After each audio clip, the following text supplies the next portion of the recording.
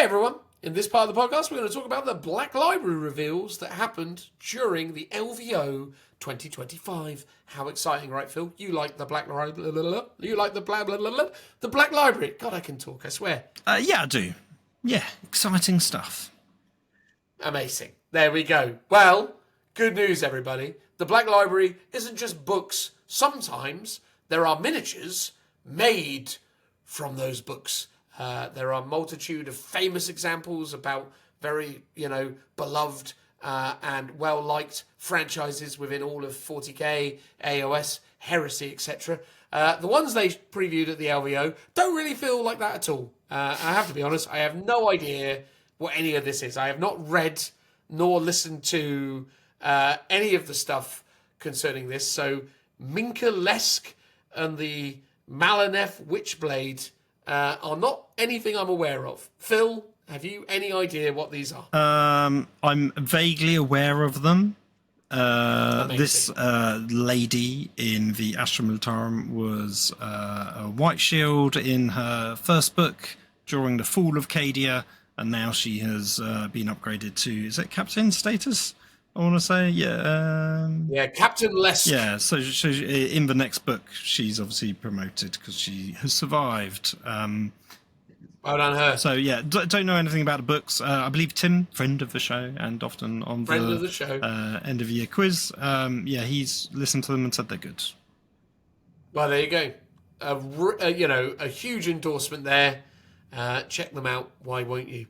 But yeah, anyway, look. So Captain Lesk and her veteran command squad make up the figureheads of the Cadians 101s, or 101st, as I suppose they're probably supposed to be called, nicknamed Hell's Last. Yeah, look, I mean, at the end of the day, these are actually all pretty cool minis, to be fair. I like pretty much all of them. I've no idea what's going on with the standard bearer come priest, but I love it. I'm genuinely a big fan of it. I think it's awesome. It has all of the qualities I look for in a Warhammer 40,000 miniature, the kind of combination of the absurd and the kind of fantastical all-in-one. She's got a massive hat, which is an absolute double thumbs up. Love that. The Cadian flag and the standard bearer, absolutely awesome. The fact that they're wielding one of the more kind of archaic power mauls, the kind of mace, is a really great weapon choice. And the robes and all the details work in ways that is just really, really cool. I think that is, like, it's hard not to like that mini. It's pretty remarkably good, I would say, as a sculpt. What's your vibe on the old standard bearer? Yeah, I mean, well, they're all great. These are, I love it. Yeah, these are all great. The standard bearer, very cool. Yeah, the mace and sort of cardinal's hat. Very reminiscent of one of the old metal minis that they used to do back in the 90s. Oh, really? Which one? I think he had a book in one hand and a mace in the other, like a real chunky mini. Yeah, because I remember having that. Yeah, so it's got nods to that, which is good with the mace. Yeah, interesting combo that is like a banner bearer as well, and obviously like got the book in front of her as well. That's quite cool. Yeah, it's a very cool mini, very nicely painted. Like the flag, like the highlights on that flag, very good. Yeah. It's honestly, like, again, well done them. They've 40k'd that to the nines.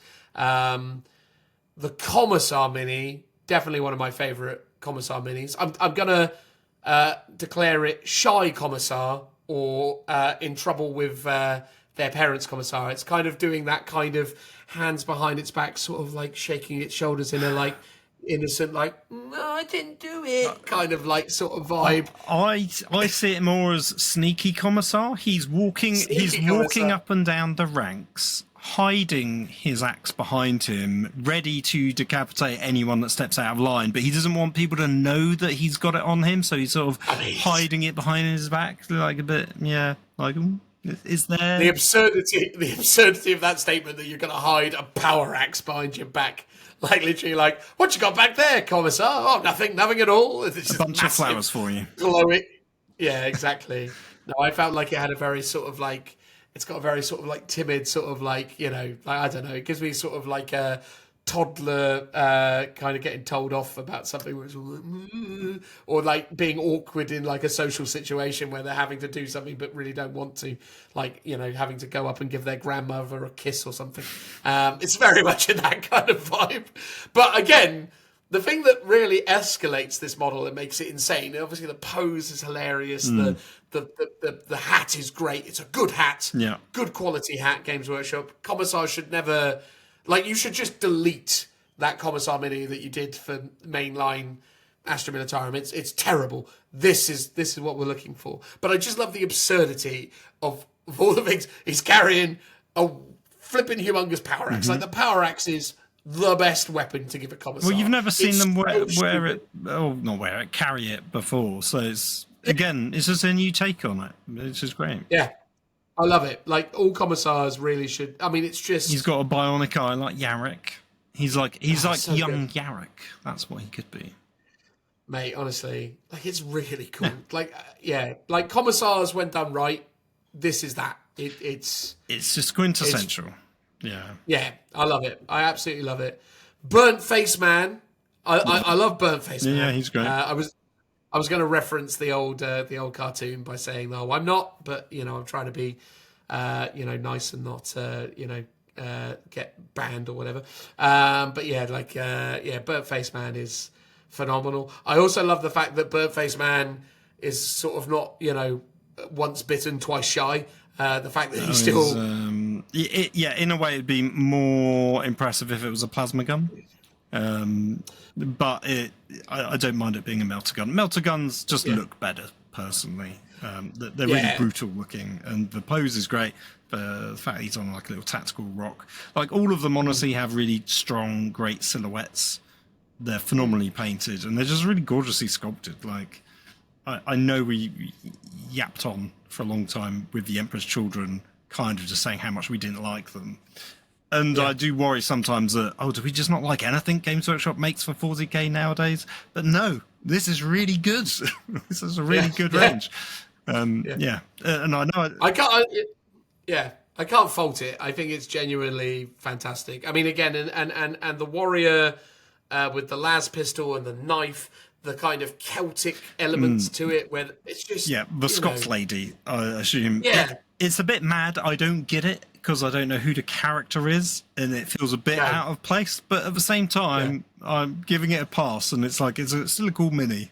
Well, we assume, having not read or listened to the book, we assume that this is a Scottish or a Celtic warrior type character.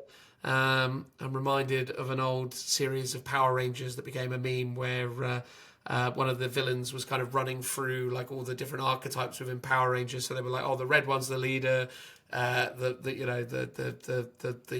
pink one's the girl. What are you? And he responds, "I'm Scottish," and then starts like going manic on it.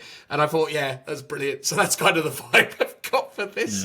It's the angry Scots lady. Yeah, they've done one of the hardest things to do, and that's paint tartan as well on a mini. Yeah. Obviously, it's all sort of the same shades of the same color, which makes it a bit easier. But yeah, that's impressive in terms of the paint job as well. So that's really good. Yeah. And, Captain Lesk, bizarrely, Captain Lesk is possibly the weakest of the 5 minis, but genuinely pulls it off well. It's a really, really, cool character sculpt. I think it lands it well. And if the character is well represented and kind of fleshed out in the novels, I'm sure this, really carries it as well. Because, it sounds like a really interesting story. And something I probably will now actually go away and... Sorry, I keep rubbing my eye. I've got like something in it. Anyway, doesn't matter. The point is it's my eyeball. Yeah, I know, but it's an itchy eyeball today. Itchy. Because there was a Black Library miniature already done for her for the last book. Yeah, so but when I think she was a White Shield, and that was just her on her own. Because I did see a few people online go, "Why are they giving us another one?" But it's just a tie into the book, so and I don't mind. I think my only criticism is that there are rules that are legends, and not necessarily playable rules, but maybe that's for the best, and that you'll just go, cool, I'll take the commissar as a commissar, I'll take the banner as a banner bearer for my command squad. And like we said earlier, these will just be alternate sculpts for units. And if you're not playing in a tournament or whatever, and you want to run it as legends, you can do. That's also good. My only bugbear of that is I just wish legends were in the app, so it's just more accessible to use and play with those rules. Because I've come around to the app, I'm using it all the time, but if the things like legends aren't in there, it actually just makes legends unlikely for anyone to use. Yeah, I mean, what I will say is that, like, I think from a gameplay perspective, when they add rules and they go, yeah, look, here's some flavour, so it's legends, use it in casual play, have fun. But I do think it's better for the competitive game and for the general state of it, just to... Yeah, I do agree, and it doesn't bloat the codex like we were getting with the, Warcry and Underworld's Warbands and stuff like that. And moving stuff like that to just be legends does make sense from a kind of a printed codex point of view, or, not having too much datasheet bloat for balance purposes. So, yeah, I completely get it. And we ended up in this weird scenario where, like, in 8th or 9th edition, like, every guard army had Gaunt's Ghosts, because Gaunt's Ghosts were amazing, and it became that thing where it was like... I mean, in a way, I feel like... I understand why 40k as a game can't put the genie back in the bottle, but I almost sort of feel like, it was more fun when, you had to fulfill some very extraordinary circumstances to put characters of legend on the tabletop. Like, it used to be, like, if you're paying 2,000 points or more, you may take Marnie as Calgar, but you still need to agree it with your opponent. So the assumption was that if you're playing a standard pickup 1,500-point game, you wouldn't see characters like Calgar on it, because the idea being that a skirmish of this scale just isn't worth his time, It's sort of on that note, though, it's sort of a bit of a shame, especially with things like the Guard, is you do have so many really interesting, like, iconic characters and people. Like, yes, you had Yarick, who's now dead, but yeah, you had Gaunt's Ghost and their model range, and that you can play them, and that you've got Lesk and her gang, and you can play them, but they're legends.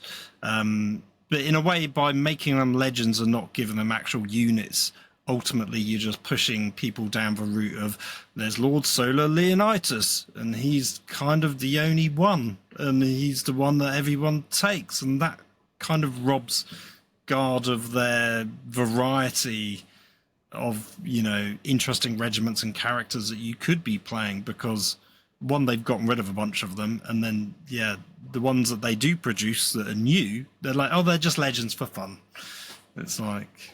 But I don't mind that. I think, and I agree with you, I think we need to solve the first problem, but I don't think necessarily by giving loads of rules to all these, like, random Black Library sculpts is the solution either. But I think there definitely needs to be more effort made to try and kind of manage that. Like, if it's a High Lord of Terror type legendary character. But again, they did better jobs of that in the past, where they'd be like, oh, actually, this is a Lord of War detachment, and if you want to take it, it has upsides, but it comes with taxes that make it less desirable, so not everyone did it. Whereas at the moment, it's just like, oh, he's like a 60-point character that's this hero of legend, although, to be fair, Lord Solar or whatever is like a 200-point character maybe, or 180. But it's like that thing where you're like, it's a relatively cheap points investment that I don't even need to kind of do anything to take, because gone are the days where there's any kind of force org. So just an auto include. It's just like, well, this guy is great and I haven't got to do anything to get him, so therefore I'm always going to have him. And I think that's always the problem with it. It's like, back in the day, even in 9th edition, you had to jump through some hoops to take a character of legend, whereas now it's just baked in. But and I was going to say, I don't mind Minka Lesk or any of the other Black Library models just being official models that are supported indefinitely and therefore go in the codex, because actually, weirdly, that promotes the books. If you got the codex and Minka Lesk is in there, you'll be like, oh, what's her story? Go read a novel series about it. It's like, I'm pretty sure Callus and Toll, which are predominantly Black Library characters, aren't just branded a Black Library unit, and that they're not legends, and because they're like a really good unit in Age of Sigma for Cities of Sigma. Well, they're in a weird They're in a weird spot at the moment because they're index, aren't they? So I don't know where they're going to go, Fair. if they're going to go anywhere. But if the current trend sort of shows, they're probably not going in a book. But they might do, but it seems unlikely. My point was I just don't have a problem with them going, these are characters that we're going to support for the next 10x years because they're getting books, right? And we're going to keep the model going for a long period of time and just make them a data sheet. And if you want to write them out eventually, cool, because you do that literally all the time. And you have done with several characters in the New Guard Codex. So, you know, bringing them into support into the data sheets into the codex for a temporary period of time isn't unheard of. So yeah, I mean, there's no necessarily right or wrong answer in terms of how they're doing it.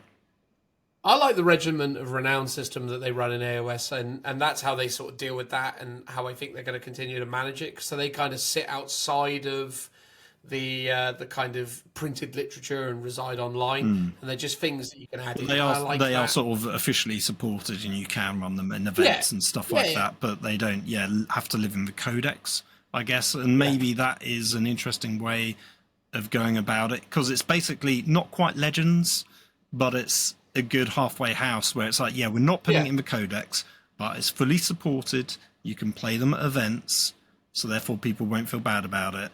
But also you can ditch it next edition if you really want to, because it hasn't been in the codex or anything like that. So some sort of form of Regiment of Renowned branding for 40k might actually work quite well for these sorts of units. And you can, and it sort of brings in the flavor of, it's a really flavorful character or unit from history. You can only take one of them out of a pick of, like, say 4 or 5. So you can't just have an army of, let's say, Yarick, Lord Taylor Leonidas is a staple character, right? But Gaunt's Ghost, for example, and Minka Lesk, you can't have both, but you can pick one. And that's a sort of, in a way, a mini force all, because it forces you to just pick one of those sort of named characterful units. And again, without blocking up codex. So that would work quite well. Yeah, there's lots of different options they could explore. Because I quite like the Army of Renown system as well with AOS, where they have the Regiments of Renown, which are these single units, where they have the Armies of Renown, which are these overarching ideas. Now, they're mostly terrible, truth be told. Most of the Armies of Renown are awful. But they're thematic and interesting, and maybe that's something they could be doing as well with 40k, where they're going, actually, if you're taking Guilliman only is deployable in this Army of Renown, because this is the only play. This is how he rolls. This is what he. Well, these are his guys that his bodyguards that will always be with him no matter what, and that sort of forces you to take certain units. So it is effectively unit tax with a character.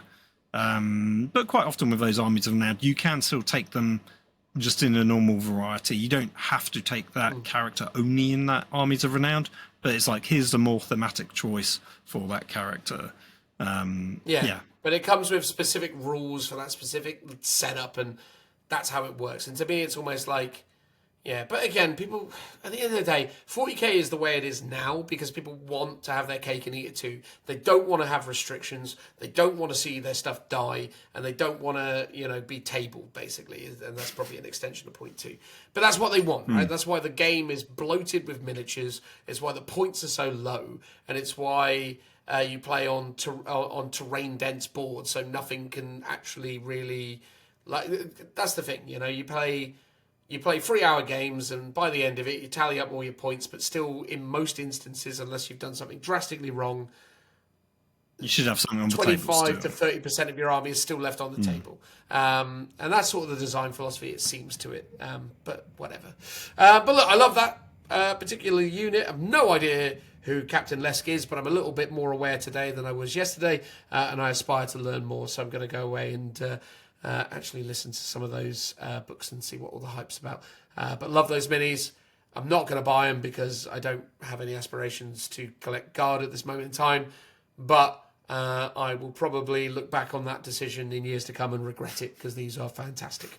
But such is life. Some more imagery there of the things that I forgot to show.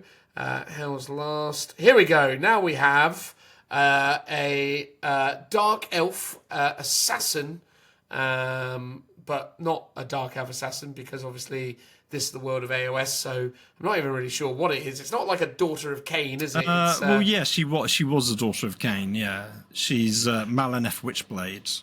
The Maleneth Witchblade reminds me of the Peep Show character Super Hands when he's had too much crack. Right. That is basically it. The face and the overall kind of grimace definitely looks like a, incredibly skinny 40-something-year-old geezer who's definitely been, living the party lifestyle, longer than was probably necessary. But yeah, overall the sculpt is very dynamic, very well posed. The cape looks interesting. Everything about it's kind of nice, but yeah, it's a bit of a manic mini that it's fine. It's not bad by any stretch of the imagination. I think all the good elements of it really kind of escalate it or elevate it. But overall, it's not for me. It's fine, but I just whatever. It's not one that I'll be rushing out to get. What's your vibe on Super Hands, my friend? Yeah, sadly, unlike the last one, it doesn't really hit the mark or do it for me. I suspect it's sort of like a bad photo, given the benefit of the doubt. Maybe. And I think potentially a paint job, but not to say the paint job's bad, but I think that the sort of wild, mad eyes gives it a slightly crazed look. And I think if you can sort of look around the model a bit more and see like it actually in person, I think it will look better. But yeah, overall it doesn't look that great from my initial outset, and just sadly it doesn't look anything like the artwork. It sort of looks a bit like the artwork, but that's more of like a jumping down pose, whereas this is more leaping forwards. Yeah, so yeah, I'm just not a fan of it personally. Yeah, it's weird, isn't it? It's sort of like the face sculpt is very angular, and it removes some of the kind of subtleties of the illustration.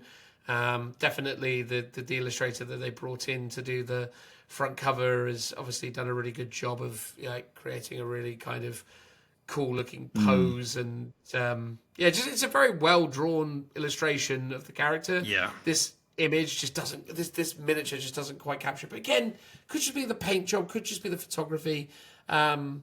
But yeah, look, I mean, I have no idea who this character is. So I think she was meant to assassinate Gotrek, but he survived, and now they hang out together, and they're like buddies. Fine. So yeah, she's his new companion for AOS. Unlike the old character in Warhammer: The Old World. So it'll be interesting if it's got a battle scroll. War scroll that can go alongside Gotrek, and there's like some synergy there to play them both, because I think he's a regiment of renown that you can add to an army. He is. Yes. So it'd be interesting if she's got one that can sort of attach to him, and you can run them both together. That would be quite interesting, and it'd be very thematic for a game. Although I'd be quite happy just to run him on his own, because I kind of like dwarves being dwarves. And he's, I've always had a soft spot for Gotrex and Felix from the Old World. Yeah, I think, ultimately, if the two of them together can make up a really interesting, like, Regiment of Renown, or maybe even be hilarious, wouldn't it, if they had, like, some mad kind of, like, Army of Renown status, where it's just these two minis, but they're literally, like, they're the equivalent of a 2,000-point force. Very strong. Yeah, exactly. That would be hilarious, but probably not something they'll do. But no, I think, ultimately the sculpt isn't great, but the way that AOS roll out the support for these kind of things is probably a little bit better realised than some of the 40k equivalents. But yeah, ultimately this is kind of the inverse of the last one, in so much as the mini just isn't really doing it for me, even if it is that they might have some interesting ways of deploying it in game. So yeah, at the end of the day, yeah, whatever. It just feels. I maybe this character and maybe this story of Shade of Khaine, the story of this character, maybe they are beloved, and maybe within the AOS community of people who genuinely engage with the AOS lore, they love this character and there's a lot of enthusiasm for it, but I'm not hearing about it. It hasn't really come onto my radar, and I've been playing a lot of AOS for the last few years, and really this is the first time I've kind of come across this. So I get the vibe that this is probably not extraordinary, but it's not a Stormcast, so That's on true. that front. It's nice to not see another Stormcast. I was thrilled to bits, as you can imagine, when they revealed the store birthday miniatures, and it was yet again another boring Stormcast for AOS. I was like, whoopee doo! Can't wait to not get that. Yeah, no, and likewise with the Guard mini, it's great that it's not Space Marines and that they do focus on other stuff. Oh yeah. To be fair, with the 40k range of Black Library, they've been very good for Guard. Like they've obviously done the Gaunt's Ghosts. They had the female Commissar mini, which was super lovely. Oh yeah. Obviously got these guys. They did the Custodes Captain with Sister of Silence. Yeah. Years ago, prior to Plastic, they did Eisenhorn as well. That was one of the first ones. Eisenhorn. Yeah. Oh, Eisenhorn was amazing. That recent Orc release they did was stunning as well. I thought that was actually pretty cool for what it was. It was very Orky the Orc. Very quintessential. So that was kind of cool. Was it stunning? It was all right. Maybe I'm being a bit unnecessarily kind to it. But anyway, the point is that, yeah, I think Black Library very rarely seems to lean into Space Marines. In fact, the only one I can... Was it Uriel Ventress? Yeah, the Ventress, the Ultramarine Gazer. That's pretty much it recently. Yeah. So they definitely seem more willing to experiment with the other ranges, which is super cool. Yeah. But yeah, there you go. Black Library, fun times. 5 gorgeous guardsmen and a drug-addled elf. What a treat. Transitional noise.